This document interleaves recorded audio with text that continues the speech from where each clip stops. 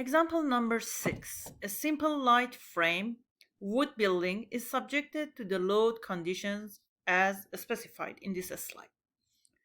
Using FBDs and equations of equilibrium, trace the loads through the building. So we have a snow load. We have dead load of walls, flooring, subfloor, and joists. Live load or occupancy load. And along rafter length, we have roofing, sheeting, rafters, and ceiling. And if you add these together, along the rafter, dead load along the rafter is 12 PSF. A snow load is on the horizontal projection, so we have 25 PSF. Roof pitch also given to us as 5 to 12. And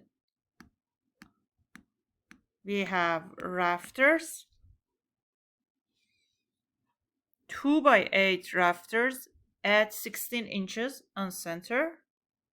And these rafters, one set on this side and another set on the other side, are supported by a ridge beam and bearing walls. So we have bearing walls and then ridge beam. Ridge beam is then supported by 3 columns. So 1, 2, and 3 columns.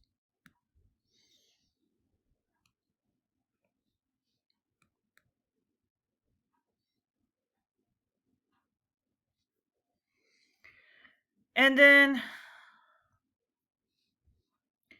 the bearing wall that you see here is supported by continuous concrete foundation and footing. So we have continuous foundation around this structure.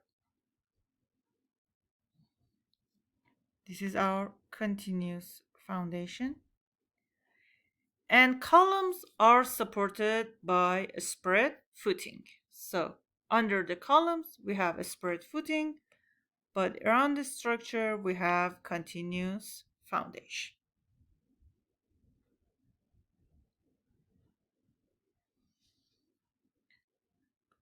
Height of wall is also provided here as 7 feet and 6 inches.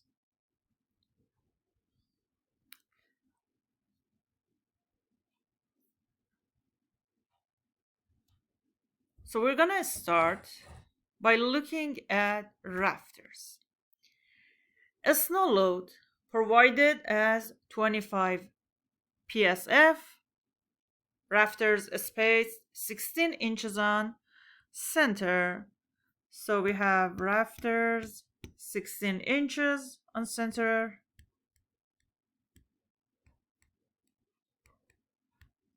Which means that tributary width for a single rafter, tributary width of rafter is 16 inches. And we divide it by 12 to convert it to feet. So a snow load times tributary width. We have a snow load on the horizontal projection as 33.3 PLF. That's our snow load. From the previous slide, the total dead load, roofing, sheeting, rafter, and ceiling, we added all of those numbers together, and the dead load, roof dead load, along rafter length or along a slope of the roof is 12 PSF. So now we do dead load times tributary width of rafter, and we have 16 PLF. But pay attention that this is a long rafter with a roof pitch of 5 to 12. So we need to adjust this to the horizontal projection. And if you remember, we need to use an adjustment factor. The adjustment factor is C divided by B, so it's 13 divided by 12 here.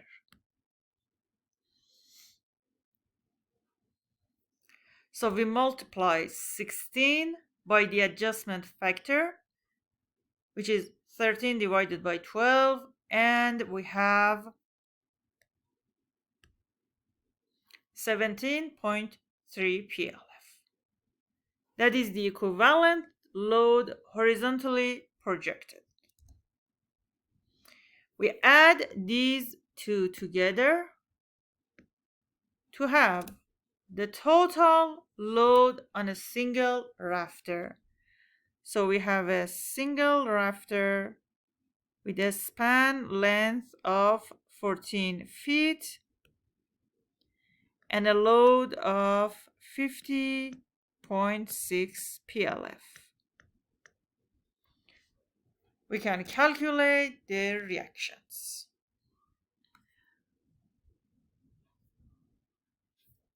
The reaction is 354 pounds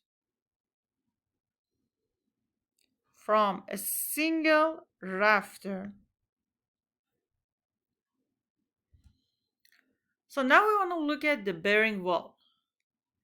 We have ridge beam, wall, and wall. This is wall, this is bearing wall, and here we have beam. And then we have rafters sitting on beam and bearing walls. So each rafter transfers 354 pounds. Rafters are spaced at 16 inches from each other. So the load that we have, rafter loads, is 354 pounds per 16 inches on center. But in order to make the calculation easier, because later we need to add the load transferred from flooring and then do the design of the continuous foundation, it is easier that we convert this number from per 16 inches to per foot. So we say that this number is the same as, or it's equivalent to, if we multiply this by 12 and divide by 16, which is basically, if we divide this number by 16, we get 1 inch. Divided by 12, we have 12 inches, and that's 1 foot.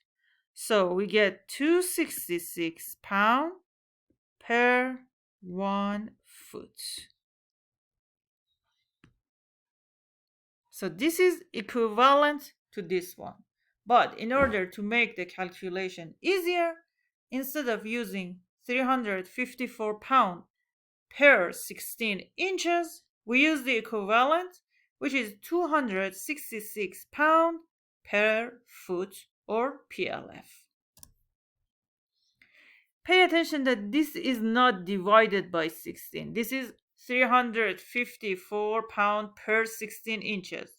You just need to multiply 354 by 12 and divide by 16.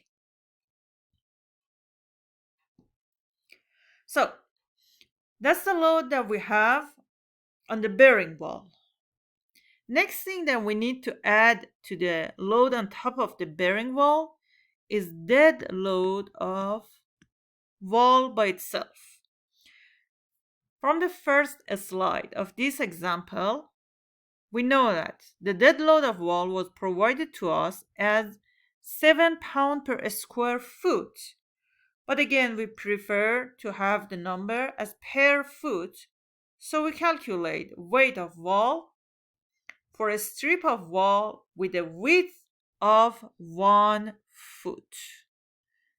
So we calculate weight of wall for this strip that has a width of 1 foot. Also, we know height of wall is 7 feet and 6 inches from the first slide of this example.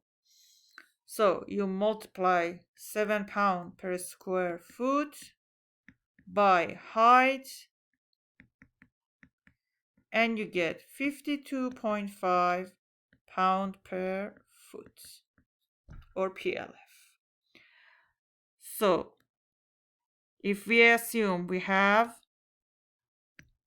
strips with a width of 1 foot and each one has a weight of 52.5, then we have the 52.5 PLF. So the total load that is transferred to the continuous foundation is the sum of these two, 266 and 52.5, which gives us 318.5 PLF. And that's the load that is transferred to the continuous foundation.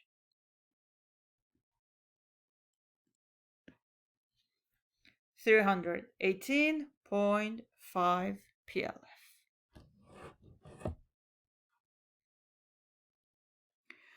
So the load, we calculated the load transferred from the rafters to the wall and then added the dead load of wall and calculate what is the load transferred to continuous foundation. But rafters are also supported by the ridge beam.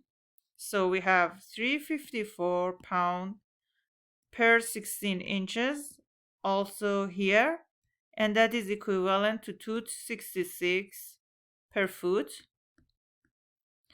And we have a second set of rafters sitting on the bearing wall. So we have a second 266 PLF transferred from the other side, which means that the total load transferred to the ridge beam is equal to 2 times 266 PLF, or 532 PLF.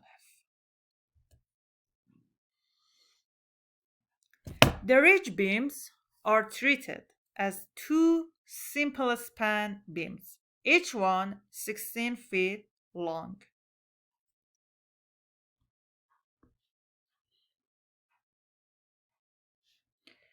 And we calculated the load as 532 PLF. So instead of writing the equations of equilibrium, we're going to use the concept of tributary width and tributary length to do the calculation for reactions. So here we have the exterior beam, exterior column, interior column, and another exterior column. These are the exterior columns, and this one is the interior column.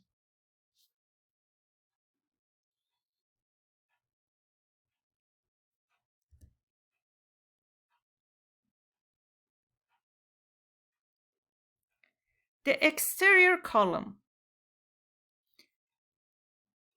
supports a tributary beam length. So half of the distance between the columns.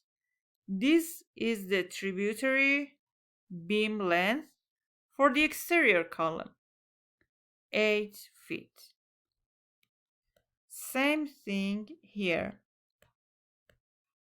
So you can multiply 532 by 8 feet, and we have 4,256 pounds here, 4,256 pounds here.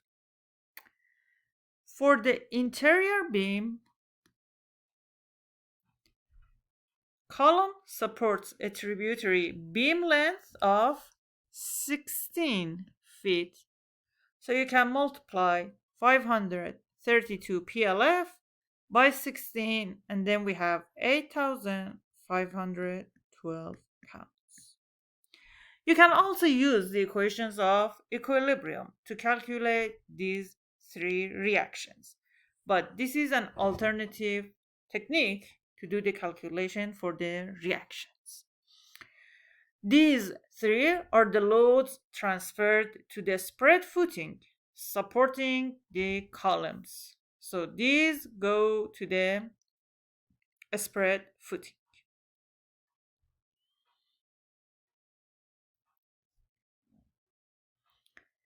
In the next step, we need to look at the flooring system.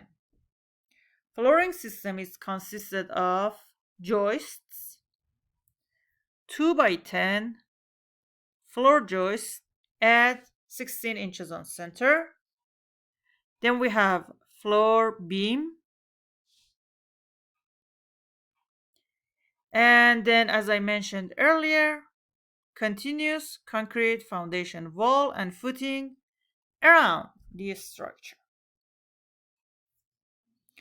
So we need to draw FBD of the floor beams. We have these floor joists spaced at 16 inches on center, which means that, again, if these are 16 inches on center,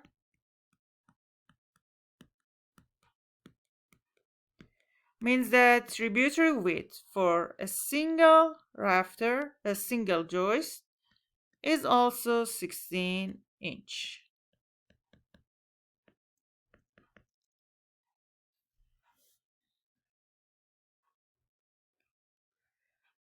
So from the first slide, we had live load or occupancy and dead load, flooring. We add live load and dead load together. We have 51 PSF times tributary width, which is 16 inches. We divide by 12 to convert to foot. This is the tributary width for joist. And therefore we have 68 PLF.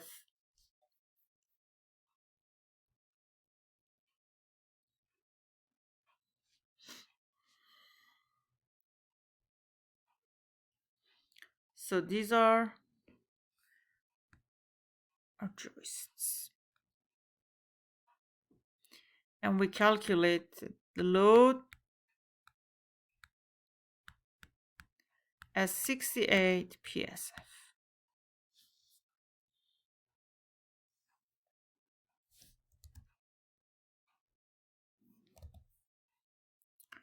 We need to find the reactions. We are going to use the same concept that we used in the previous slide. So here we have 7 and 7 feet. And for the floor beam, we have 14 feet.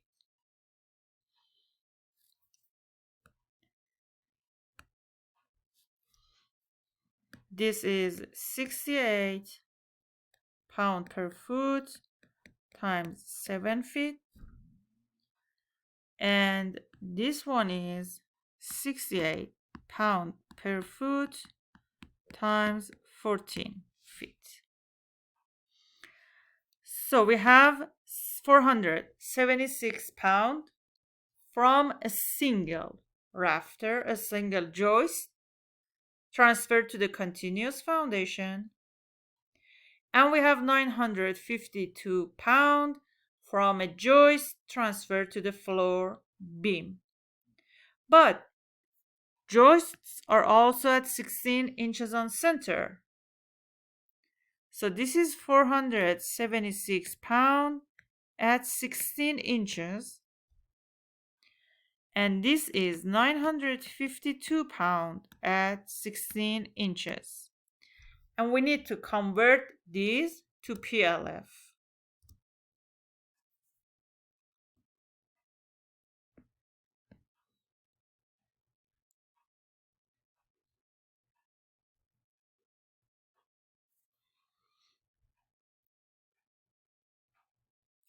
So 476 pounds at 16 inches is equivalent to 467 times 12 divided by 16.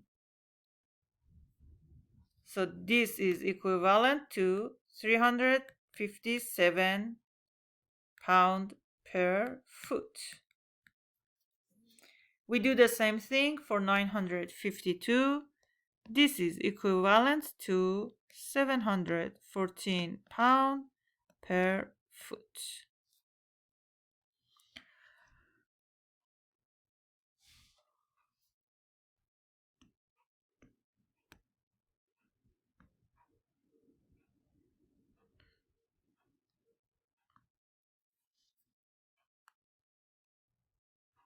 So the load transferred from joist to the floor beam is 714 PLF. And load transferred from joist to the continuous foundation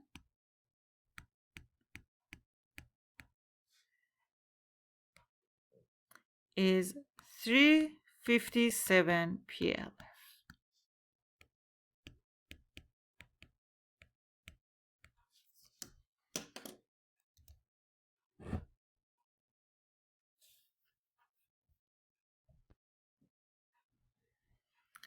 So we have, here is the load from wall we calculated earlier, and here is the load transferred from the flooring system. We add these two together and we have the combined load transferred to the continuous foundation. So we have 318. This is from bearing wall. This is from flooring system. The total load transferred to the continuous foundation is 675.5 PLF. The stem wall measures 8-inch thick and 2 feet tall. The footing base is 8-inch thick and 8 wide. So this is 8 inches, 2 feet. This is what we are trying to find. And thickness is 8 inches. We need to calculate weight of a stem wall. So a stem wall has a thickness of 8 inch. This is thickness. Divide by 12 to convert inch to foot. This is height of a stem wall. And this is density of concrete. Which means that a stem wall by itself has a weight of 200 PLF. So we need to add 200 PLF to 675.5 to have the total load transferred to the footing base.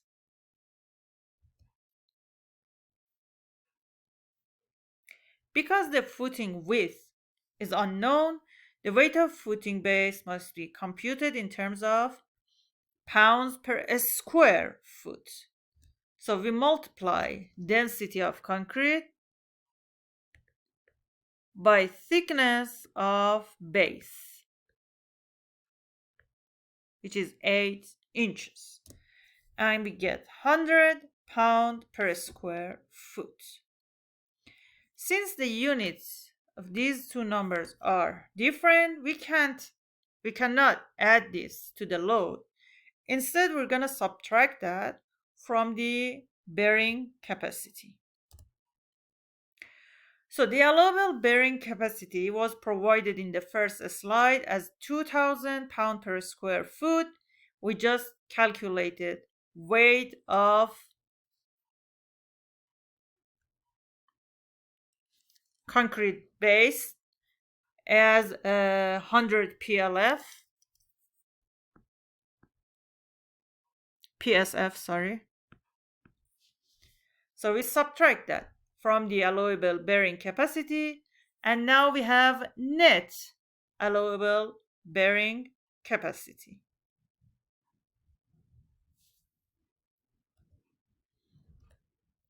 And we calculated the total load. This is weight of a stem wall.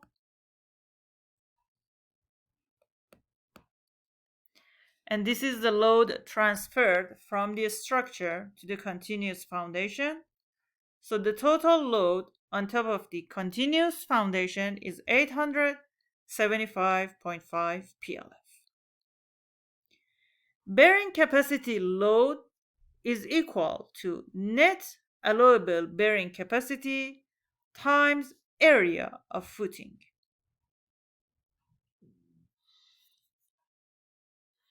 So we have bearing capacity, net allowable bearing capacity as 1900. We are looking at the calculation for a strip of continuous footing that has a width of 1 foot. So the area is X, and this number should be larger than total load on top of the continuous foundation. So if you rearrange the number, the minimum required width for the continuous foundation is 46 feet or 6 inches. This is the theoretical width, but 6 inches is less than thickness of the stem wall, which is 8 inches. A minimum footing width for a one-story light frame assembly should be 12 inches. So in this case, the actual or practical width for the continuous foundation is 1 foot.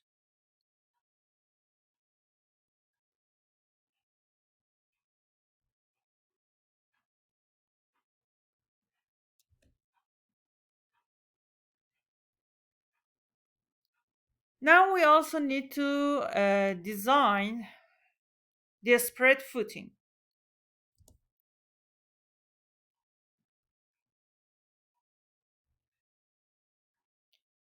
So this is the floor beam, and earlier we calculated the load on the floor beam as 714 PLF. We have these 5 reactions, and again we can use the concept of tributary area and tributary width to calculate each of these reactions. The end reactions will be 714 PLF times 4 feet. So here we have 2856 pound, 2856 pound. And for the 3 middle one, we have a tributary width of 8 feet. So the reactions are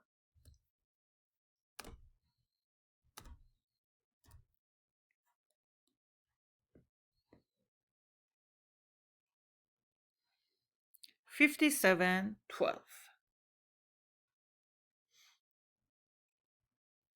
This is how much load is transferred from the floor beam to posts and continuous foundation.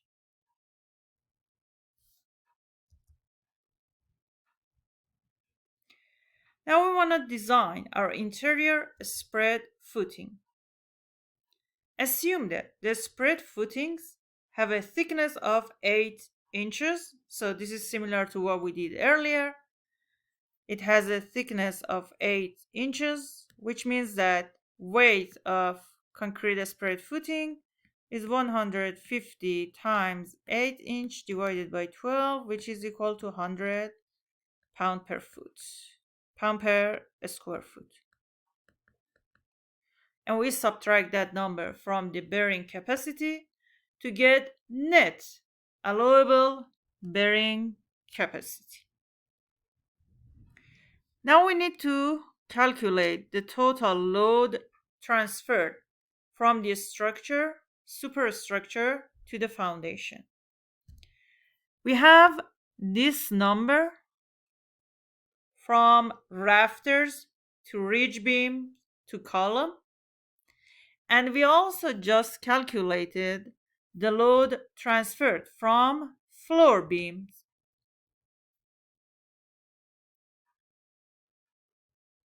So we calculated the load from floor beams, flooring system, and the load from roof to ridge beam to a spread footing.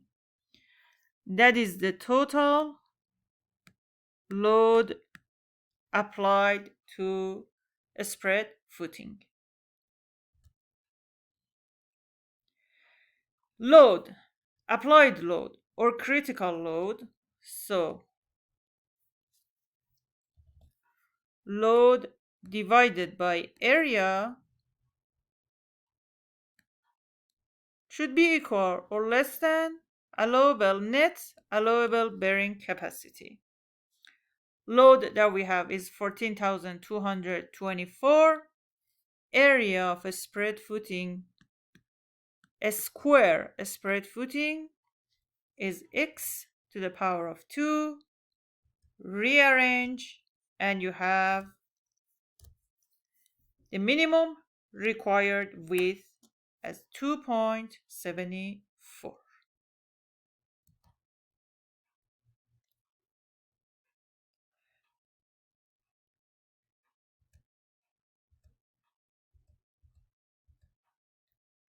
Now we want to look at these two posts. For these two, the only load that is transferred to them is the load coming from the floor beam. So there is no columns on top of these two spread footing. The only load is the load from floor beam. So now the load transferred is 5,712 pounds. Load divided by area should be equal or less than net allowable bearing capacity. 5,712 divided by x to the power of 2 should be less than 1900. Rearrange that, and the minimum required width is 1.73.